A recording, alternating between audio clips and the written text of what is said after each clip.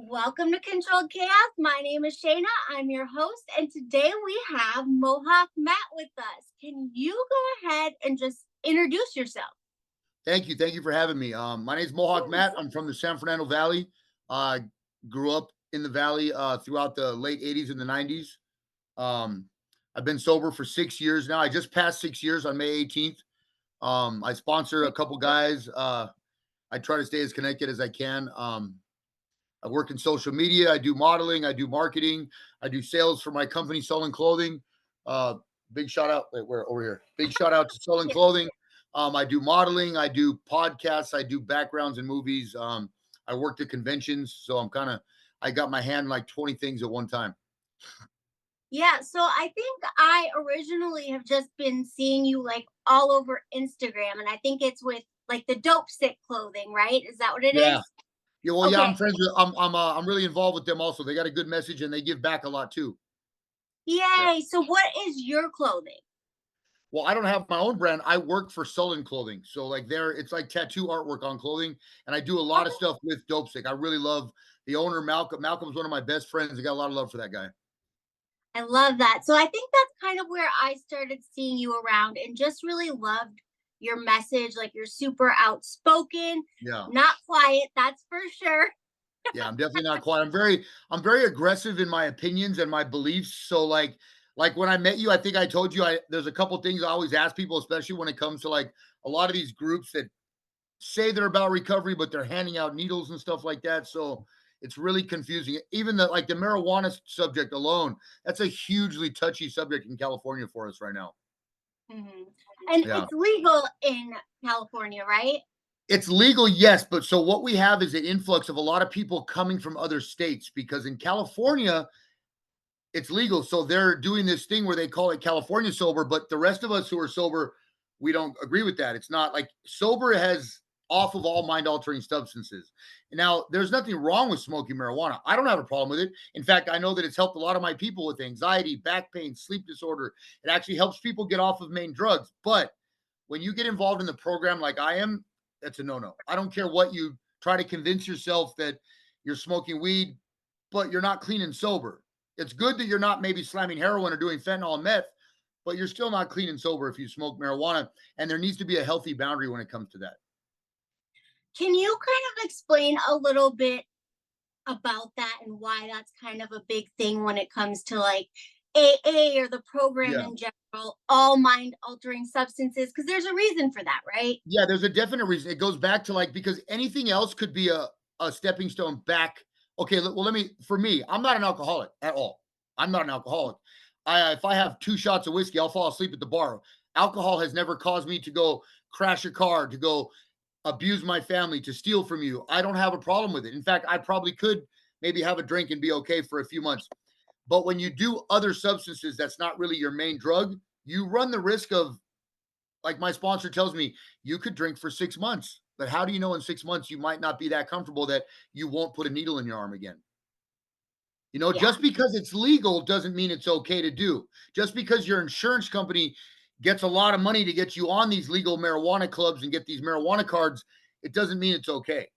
When it comes Right. to the program, we say all mind altering substances because it opens up the doorway for other stuff. You're still getting high. You're not sober. I know that Right. marijuana might help you with your day-to-day functions, but you're driving drunk under the influence. You're going to work under the influence. You're not clean and sober. I'm glad that it helps people and I'm okay with it.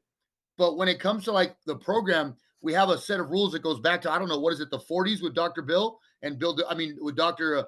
Silkworth and Bill W. They got it. The principles have to stay the same. We're not changing it today because it's worked for so long. Right. I think that it actually reminds me a lot of something I struggle with in the Yeah. Instagram community all the time. And it Yeah. is that there are a lot of people who have quit drinking per se, maybe not because they're an alcoholic, right? Yeah. Maybe because alcohol was causing them issues in their life. And they're like, it's fine. We don't have to call ourselves alcoholics, or you can just moderate, or you can just Yeah. do this kind of stuff. And I'm like, oh my goodness. Like for those of us who almost died from it, it's like Yeah. that message can be like super harmful. And just because it's not your experience Yeah. doesn't I mean I that I it's mean, not. I can completely understand what you're saying because, like, there's a couple things with that. I used to try to tell myself, I'm just gonna do one shot of meth on the weekends and have some sex with some crazy girl and have that rush for the weekend, and I'm gonna go back to work on Monday. It never works that way. So if you, Right. I mean, like they say in the book, if you can drink like a gentleman or use cocaine like a gentleman, my hat is off to you. Because if I do meth, I can try and tell myself it's just going to be one shot and have some sex and paint the car. But we all know it's going to be about 4 weeks before I come back to normal, and I probably end up in jail. And the other thing is, there's a lot of those people, like you're saying, influencers and stuff on Instagram that it's more dangerous when a celebrity or an influencer with the following is promoting something because more people tend to follow them and think it's okay.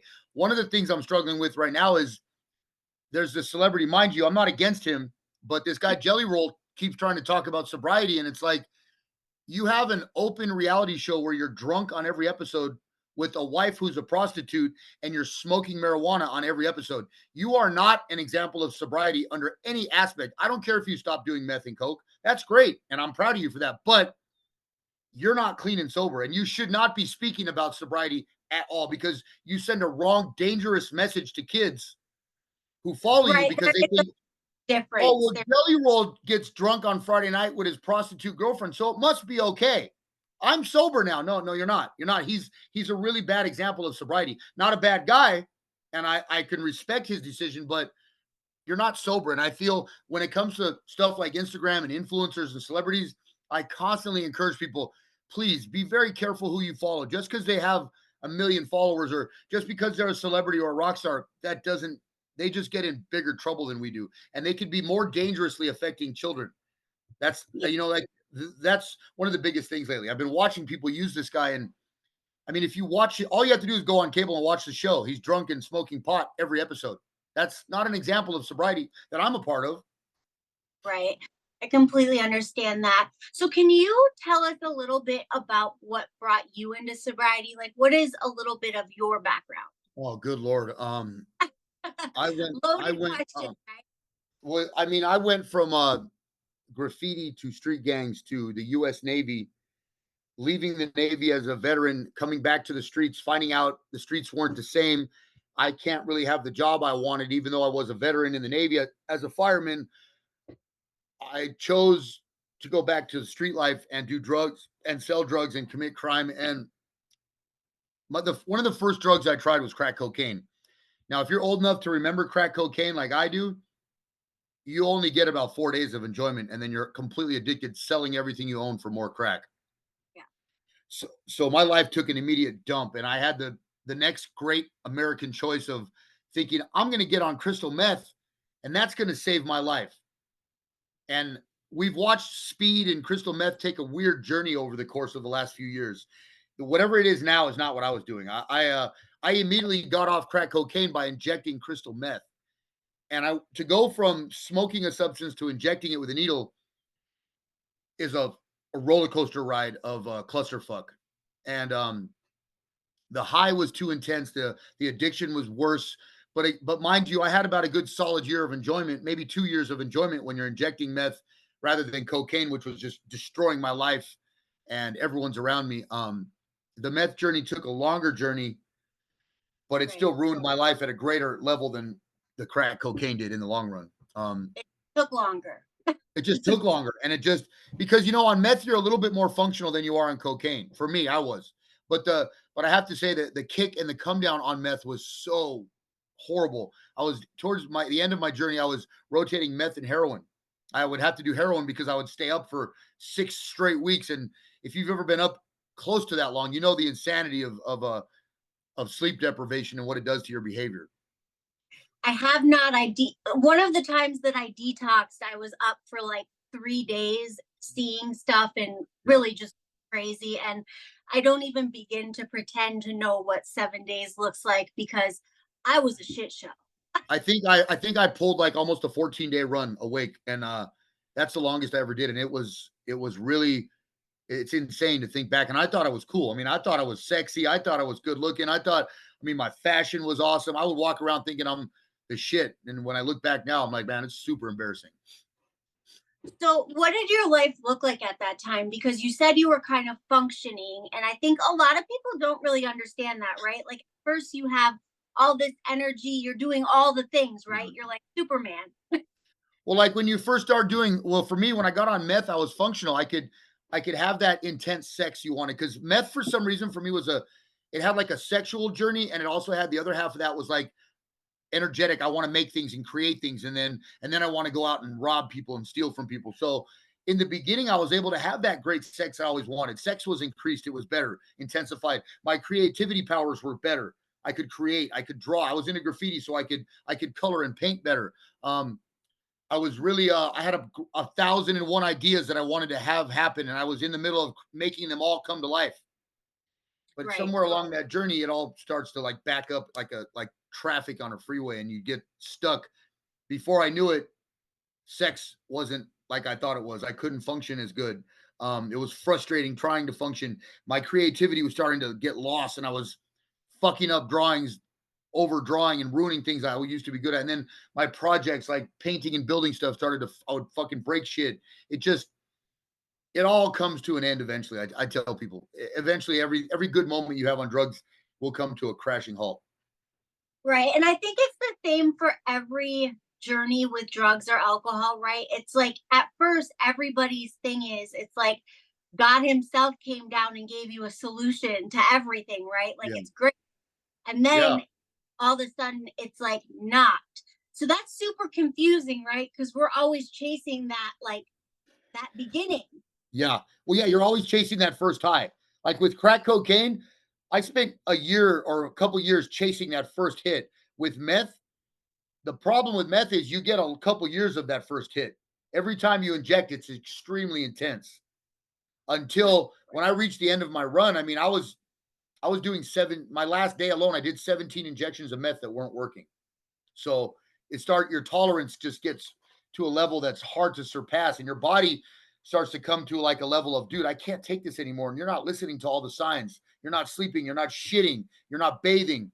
Your behavior to other people, your relationships, friendships, uh, sexual relationships, friends, family. You're suffering on every aspect. Your brain isn't listening to your body, giving you all the signs. So, what was kind of the end for you? Like, what changed things for you? Well, I went to prison for a very long time. I did about 19 years in prison. I come home from prison with PTSD at a really intense level. I was having drugs brought over to my mom's house that I turned in. My mom, when I was in prison, moved up to this uh, nice area in Santa Clarita, which is like a white suburban area, and I immediately started to turn my room into a trap house, a jail cell like trap house. I ruined my mom's home. I turned it into the second story of her home. She wouldn't even go upstairs. It began to look and feel like a trap house. I was having women brought over so I could have relationships with them quickly, have sex, kick them out. I was isolating. I was getting more of physically and verbally aggressive to everyone around me. I started to really get violent. I think I made it. I tried a couple times to go to rehab because, like, I was on parole after prison, so like I was trying to just get out of going to jail again. I had a couple violations, and towards the end, I remember what really shut the program down for me was one night I was going schizophrenic. The methamphetamine was making me schizophrenic. I thought I was on a reality show, The Truman Show, and I was the star of it. And I remember accusing my dad of having sex with my girlfriend, who, mind you, at this point, she's not even in the state anymore. She's in Pennsylvania. She's Right. left. She's on the fucking eastern seaboard right now. And I'm in my psychosis. I think she's around the corner. She's at all times making fun of me doing meth. And I thought my dad was having sex with her. And I come down the stairs one night and I hit my dad with an alarm clock in the back of his head. And I mean, I punched him.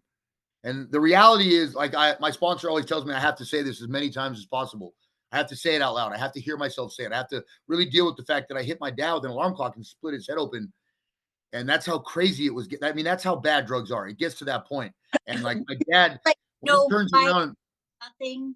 Like, it was like just what you thought was yeah, happening. I made up a scenario in my head and acted out on it. But that's my behavior was getting like that. If it wouldn't have been my dad, it would have been someone in the streets. My Right. dad just happened to be the closest thing that I could manifest this thought on. And I remember when he turned around and looked at me, he looked at me with like every emotion a father can have. Like anger, hurt, betrayal, sadness, letdown, confusion. Like the look on his face was just like, what the fuck? And I knew when he turned around, I was like, man, I'm going to prison. I'm going to go to jail for this. There's no way out of it. And like, I was just so defeated that I just did that. It kind of snapped me into a brief reality, Right. like it gave me like a lucid moment. Like, I think I went too far this time. You kind of can't take that one back. That's my dad. And my mom was sitting next to him. And then mind you, I'm accusing my father of fucking my girlfriend in front of my mom. Like how disrespectful and insane is that in the same sentence? You know what I mean? Mhm. And I went back up the stairs into this room that had become the room I lived in at that time. I call it that damn room because it became the epitome, the bane of my existence was this room. It was, let me paint a picture for you. The drywall was ruined. I had punched holes in the wall. I was throwing all my used dirty needles with blood and or drugs that I couldn't use in the walls. This room was surrounded by needles in the drywall. So I'm did your talking parents, thousands. they never like kicked you out or never were like They, you they tried to. They were just not physically capable of kicking me out. They had already stopped enabling me, but they just couldn't physically remove me. I was too strong and I was too violent. So right? this And then room had thousands of needles in the walls. The fan is hanging off the ceiling. There's graffiti all over the walls. I started to just draw on the walls. The carpet's ripped up. The floorboards have been ruined. I've been doing upgrades at 3 a.m. with saws and hammers. I don't even know what I'm building in this room. It's a tweaker's paradise. I've got a right, mattress on the floor. The mattress on the floor is covered in sweat, urine. I've got a pile of like semi-clean, semi-dirty laundry I pass out and come to sleeping next to. And mind you, at this time, the importance of this is really serious. I don't fall asleep or wake up. I pass out and I come to because I'm staying awake doing meth for so long that I'm just finally falling asleep, not knowing when I fell asleep. And for right. some reason, I've got a monitor that I've been watching porn on with a stack of filthy DVDs. I don't know how the methamphetamine it's never ending. It's weird. It's like I bought a bag of meth that the bag never finished, which is weird. I don't know if that's God, Odin. I don't know what it is, but after I hit my dad, I go up to this filthy room and I'm sitting there and I'm like, I finally realize I can't do this anymore.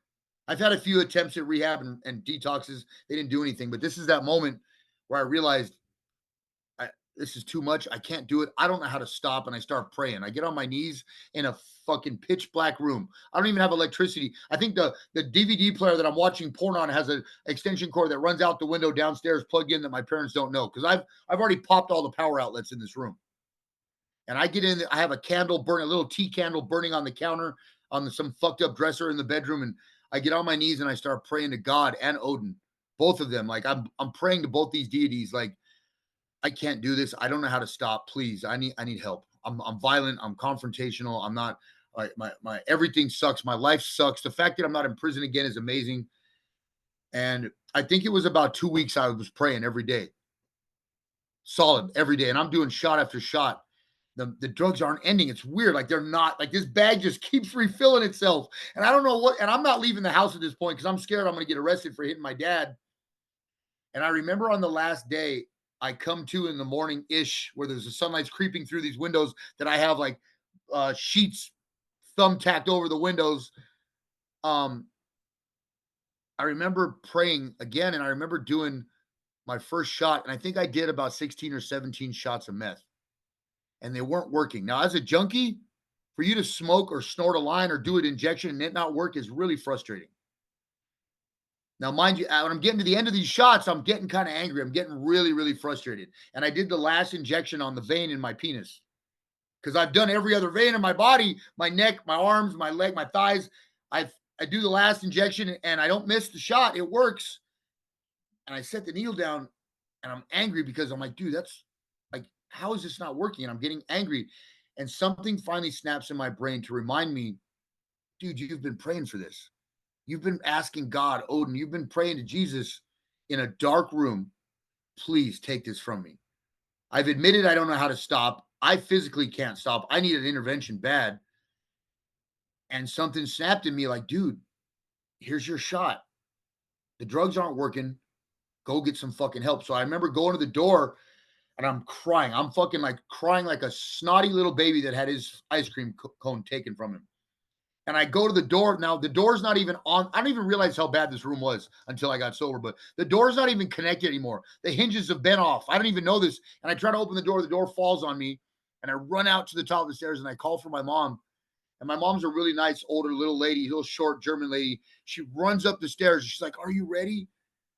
And I was like, "Yeah, mom, whatever you want me to do. I don't give a fuck if you want me to pick up dog shit. I don't care. Don't put me back in that room." And at this point, I don't care what's in that room. I just don't ever want to go back in it.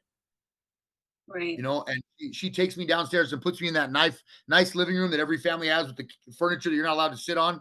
She puts me in this living room, gets me a little TV, buys me a bottle of alcohol, and she's like, "I don't encourage you drinking, but we need you to, I'm going to get you into detox." We made a bunch of calls, and detox isn't as easy as people think. You're usually on a waiting list. I had a Right. waiting list to be on, and I got on that waiting list, and I drank alcohol and sat on her couch for about 2 weeks while I waited for my day to come.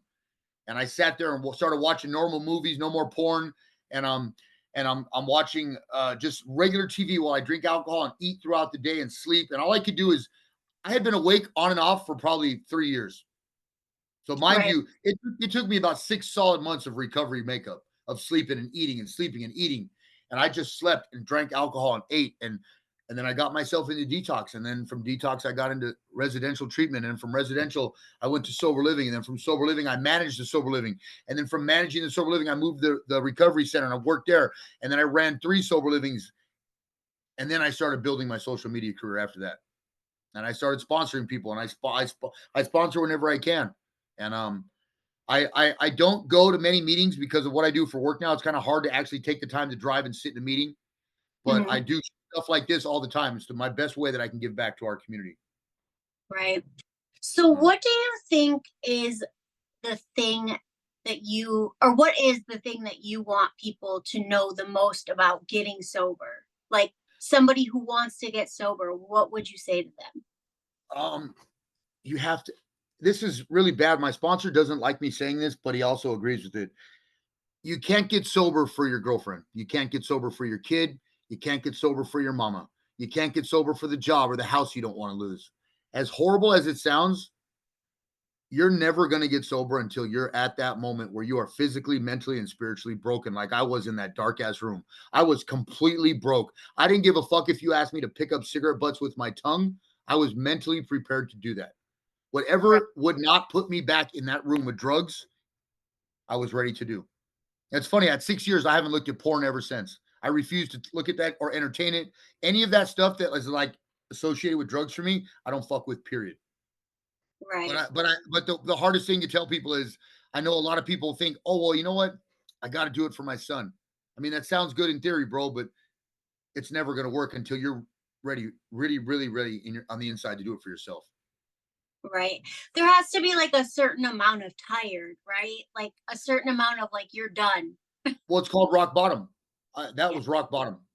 That's why I say spiritually, mentally, and physically, I was broken.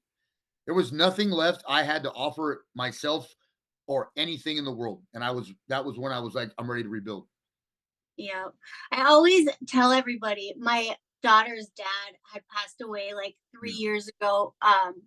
And I was still drinking whatever real bad in my Yeah. addiction. And I didn't go to the funeral with her, right? Yeah. Because how the hell am I gonna get on this plane? I'm too shaky. All these people are gonna see Yeah. me.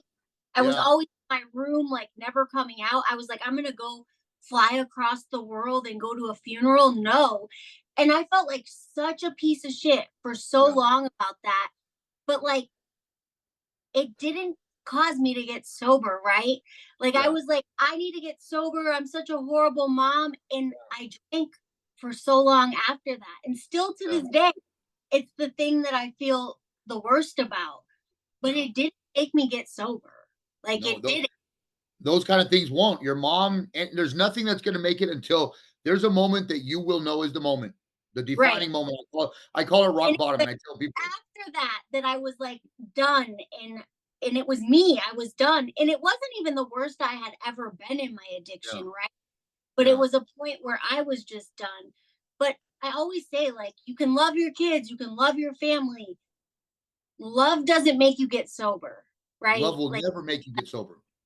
it If that was can't. the case, there's many fathers and dads and husbands and wives that across America would have done it for that if it was just about love, but it's not.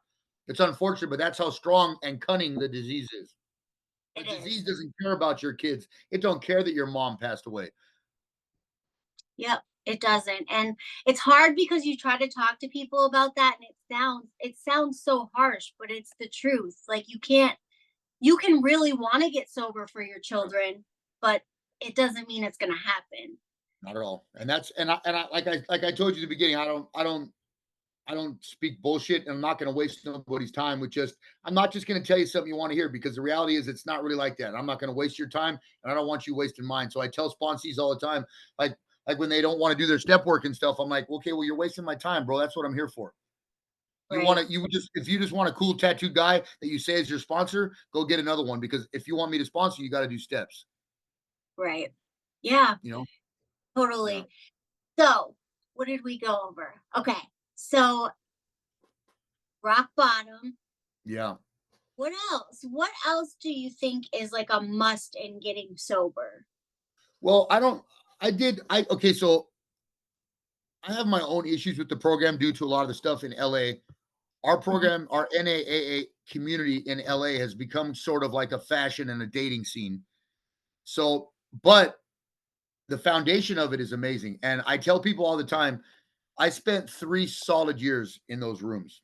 For 3 years, I had whether I liked it or not, to get sober, you have to do shit you're not gonna wanna do. You have to get uncomfortable. You have to learn. You have to be embarrassed. You have to humble yourself. You have to make amends. I had to get involved and do 2 commitments a week. I had to do my steps. I'm on my 3rd time of doing I think my 4th round of doing my steps right now. Every couple years, I redo them with my sponsor.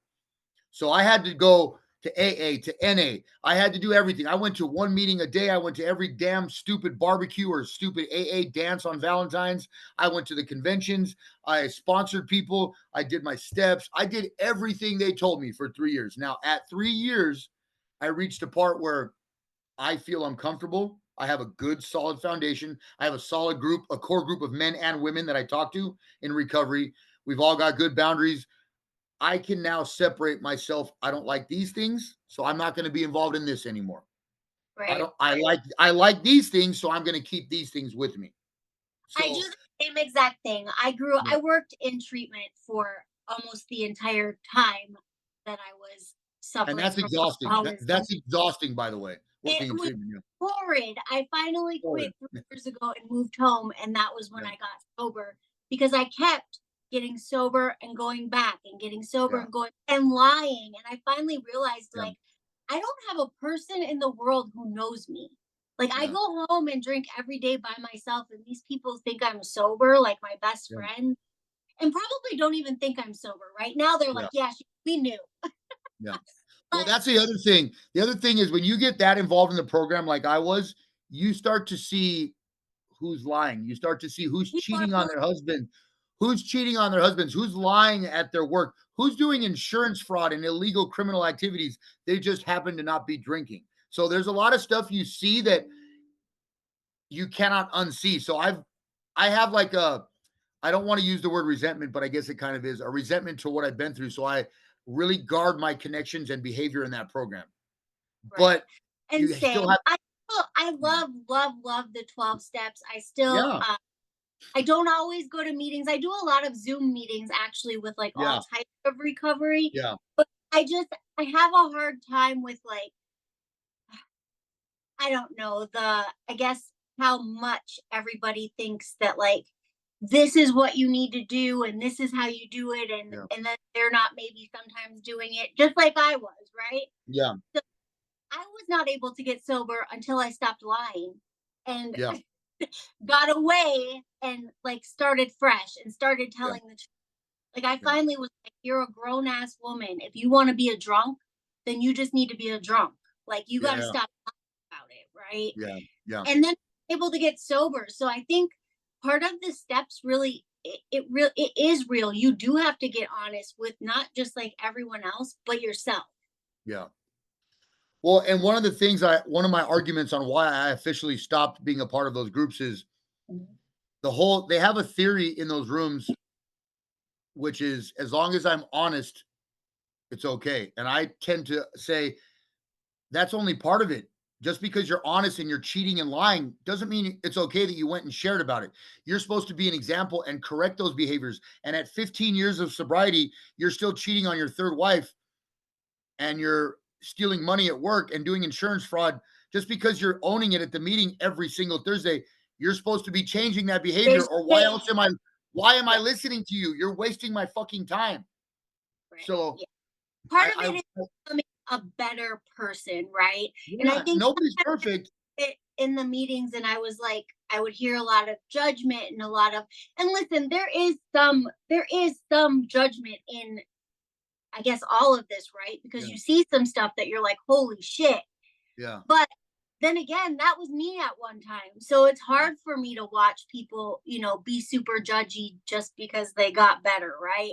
yeah, So I guess I still really love the principles of AA, but yeah. sometimes, just like church, right? Just like church, sometimes people muddy the waters. Yeah, I agree. Yeah, yeah, yeah. Yes. So I definitely have loved having you on. I think you're doing an amazing, amazing work out there. The one other thing that I wanted to ask you about was kind of your stance on harm reduction. And I know Okay. you're really, really against it. Yeah. I'm not really a fan of harm reduction. I want to hear your take on it and why. It's not just because, you Well, know, harm reduction, the idea of it is not bad. And right, but I can speak for my area, the LA San Fernando Valley.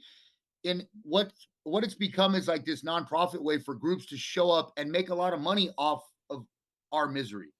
Now, there's nothing wrong with helping someone and loving them back to feeling normal and all that hippie stuff. That's great.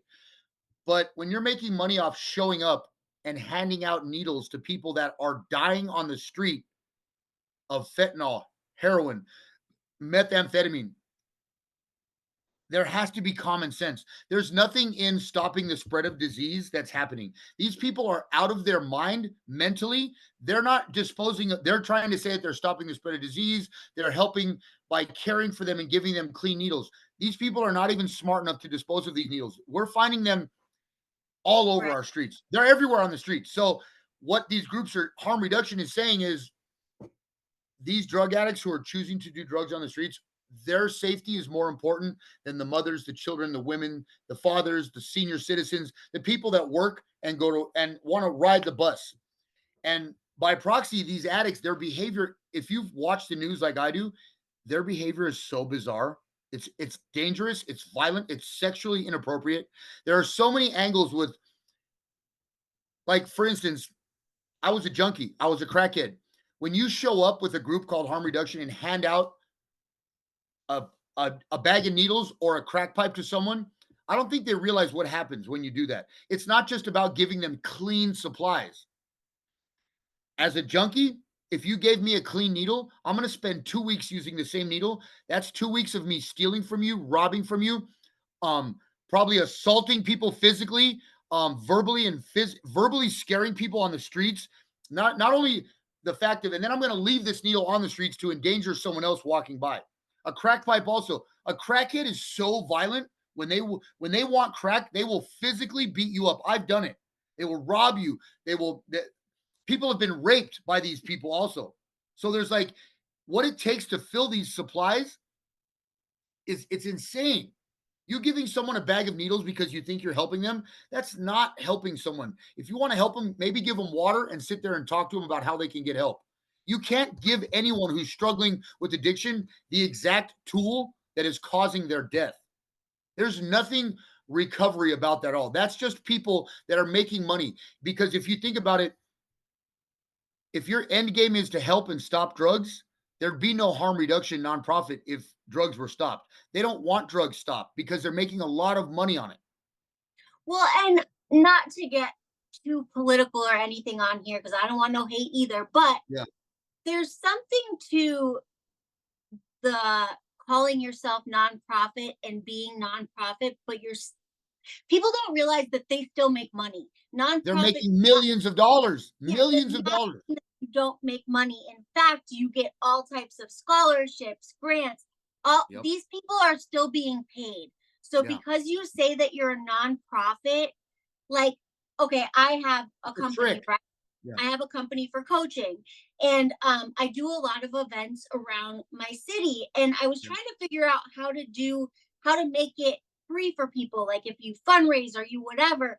And a Yeah. lot of people are like, "Well, if you're not nonprofit," and I'm like, "But wait a minute, I'm not getting paid."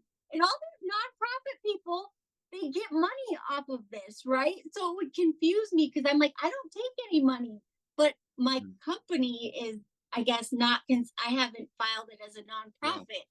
So I would be so confused because I'm like, here I am broke. I should have filed myself as a nonprofit. Well, but the scary thing is a lot of the guidelines when you investigate it, and I say Uh-huh. this as a disclaimer, I'm not against anybody's personal lifestyle choices, to each his own what they choose in their sexual or personal life. But there's a lot of things that they force you into agreeing with, like you have to agree to be a part of the LGBTQ community. I think the Black Lives Matter. I think a lot of these like Antifa type things where it's like more like anarchy type groups and the Yeah. harm reduction as well. They're like they have to sign up and be okay with a lot of these things that are also included under the guidelines. And they Right. tell you to pass these syringes out because if they stopped drugs, there would be no harm reduction. They don't want drugs stopped. Right. And that's how they're making money. And they're Like, also connecting you to all these other groups that do nothing, not do nothing, but they're connecting you to other groups that cause a lot of chaos on the streets as well. right. There's I think nothing reducing about it. Yeah, I just think a lot of people don't realize that nonprofit isn't necessarily not making money. A lot of times they are like $1 million, $1 billion industries. And there's something to be said about, harm reduction and handing out these needles and things like that. And of course, I want people to be safe. But if they're going to use that same needle for the next week, right, it's going to be dirty anyways. Or, Yeah, but here's the thing, real quick. Mhm. There's nothing safe because they're not in their right state of mind. Now, if this was a businessman who owned a home and just once a week casually injected meth, he Right, could probably dispose of it. But you're giving someone who poops on the street, who doesn't wear clothing, who steals and lives in a tent, you really think that this person is responsible and mentally capable to dispose of this? And they're not just giving them one needle, they're giving them bags of like 100. They're leaving right. these things all over the streets after they've used them. They don't have a sharps container that they're coming back and collecting these things from. These are people that are not capable of understanding safety protocols and stuff like that. Right. And not Okay? set out of judgment, right? Because it's something you've definitely been in their shoes, right? Yeah. But Yeah. even the violence, right? It says something about it because you were in a place where you were like living with your father and hurt him, right? Like, And can you imagine the freedom of being on the streets and attacking yeah, random people? They do it. If you've watched what's happening on the news in LA, the homeless people have more rights than business owners and homeowners. They take over people's porches, their backyards. Nobody cares. right. And it's insane. So, and I'm a drug addict, and also drugs are so dangerous today. If you sleep good at night knowing how dangerous fentanyl is, knowing that you're going to give someone a needle, that one needle, this is what we ask you in Dope Sick. If you believe in harm reduction, then I'm asking you to put your name and your company's name on that syringe when you give it to them. So if they overdose on fentanyl or heroin, their family and everyone else knows who gave them the needle. If you feel that strongly about harm reduction, with respect to the rest of us who've gotten off the streets, put your name on that fucking needle so they know where to go, who killed them, because that's how dangerous drugs are today. It could be one needle, Right, one shot can kill you. So if that's what right. you feel, put your name on that needle. Yeah. Well, I think that's a good place to end it. Is there anything else you want to tell our viewers before we go? I mean, anybody that wants to talk about recovery, I respond to all direct messages as long as it's nothing weird. All right. Thank you so much for coming Thank you. on and talking with us. Thank you for having me. It was a pleasure.